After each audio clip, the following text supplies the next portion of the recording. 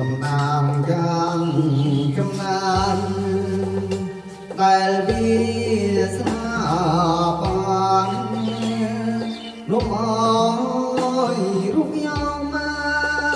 កចាំចិនគិតស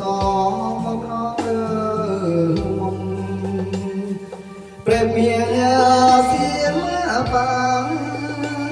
ឡើងជាវត្ត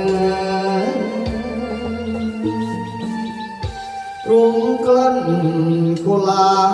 បជាផ្សំប្រាណែត្រជាប្រៀបបាននឹងទឹកណាអមរិតណាកាវអើយស្ងួននាងអាណិតប្រយស្រង់ជីវិតដោយប្រោនៃ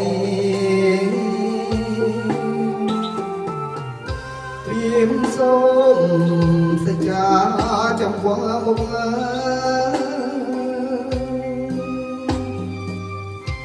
មានកោណាត់ធំជាសានអាស័យបើខ្ញុំមិនស្មងចំពោះស្រីសូមអ្នកប្រឡ័យខ្ញុំចោលទៅ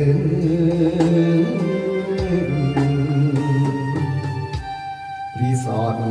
វិលគ្រាលចម្រងសត្វសូមផ្ញើជីវិតរឿងពិតណានឹងបែ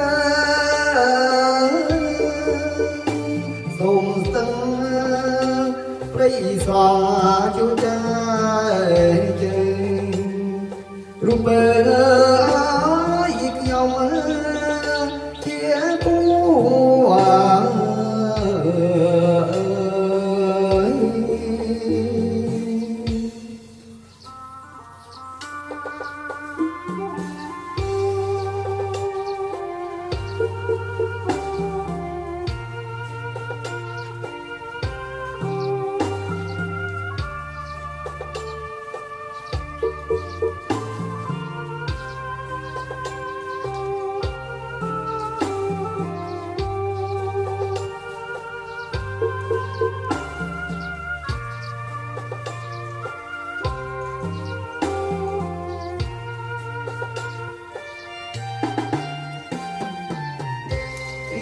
សូមសច្ចា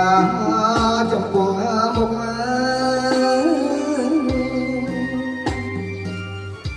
មានកោដាធំជាសាងសី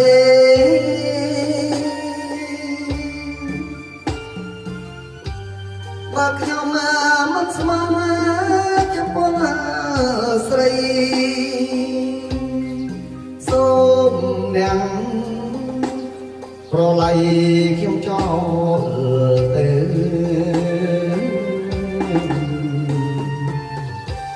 រីសតវាលគ្រាល